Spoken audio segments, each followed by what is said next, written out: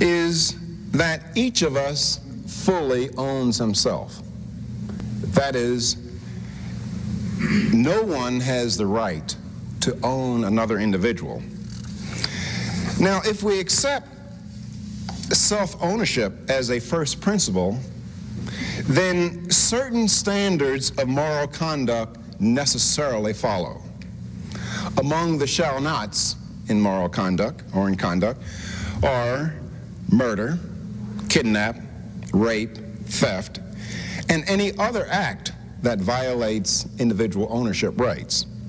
Now, most Americans have little difficulty in accepting these requirements of self-ownership, at least superficially.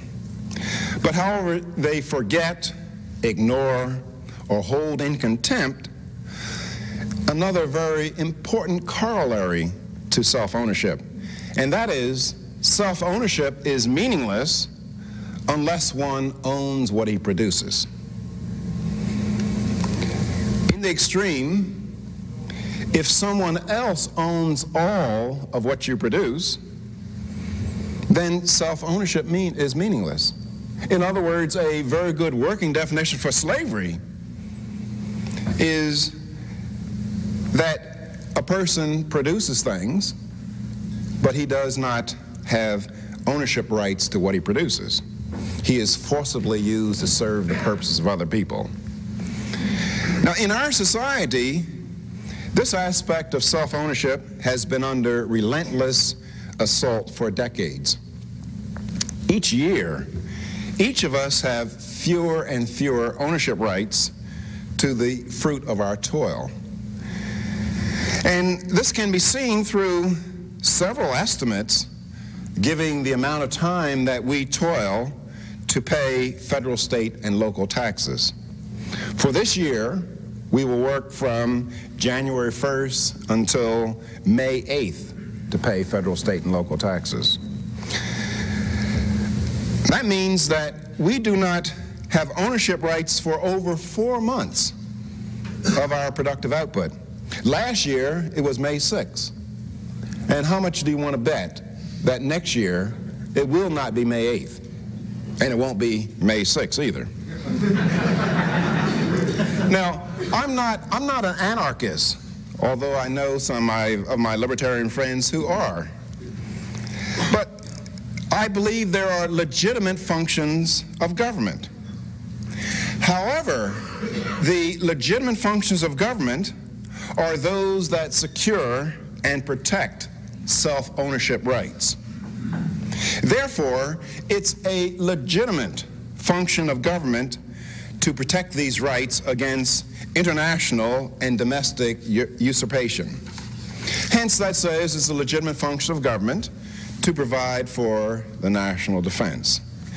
It's a legitimate function of government at some level to provide for police services. It's a legitimate function of government to enforce contracts, adjudicate some disputes, enforce constitutional order, and provide certain public goods. And when I say public goods, I mean public goods in the way that an economist would talk about public goods. It is not a legitimate function of government to confiscate the property of one American and give it to another American to whom it does not belong. And herein lies our most important moral failure in our country, and hence the injustice in our society. According to just my eyeballing it, looking through the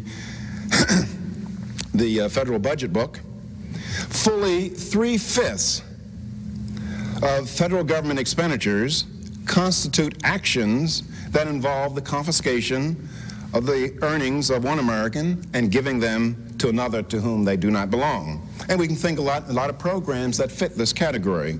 Some are aid to dependent farmers programs, aid to dependent business, mostly savings and loans lately, retirement handouts, and welfare handouts. Now, many Americans bask in moral rectitude, applauding government actions that they would roundly condemn as despicable if done privately. That is, if I confiscated the money from one of you, I walked up to you and I said, give me your $200, and then having gotten the $200, I would go help a homeless lady downtown sleeping on the grate. I would buy her some housing and some food. Well, most of you, or most Americans, would condemn me as a thief regardless of the use to which I put that money. Now, I assert, and this is the problem in America, and most Americans don't see this, I assert that there's little conceptual distinction between that act, where I walked up to you, and when the IRS or the congressman walks up to me and says, Williams, give me that $200 you made last week, and we will help the lady downtown. I see no conceptual distinction between those two acts. If there is, if you press me for a distinction, the only distinction I can come up with is one is illegal and the second is legal. However, legality should not be the talisman for a society which professes a desire for justice. After all, history is full of acts that were legal but clearly immoral. That is, slavery in the United States was legal, but it was immoral. Apartheid in South Africa is legal. Concentration camps, Stalinist and Maoist purges, they were all legal, but clearly they were immoral. And I think that the big bridge that we have to cross in the United States is the recognition that actions which are immoral when done privately don't become moral simply because they're done with majority consent or under the color of law.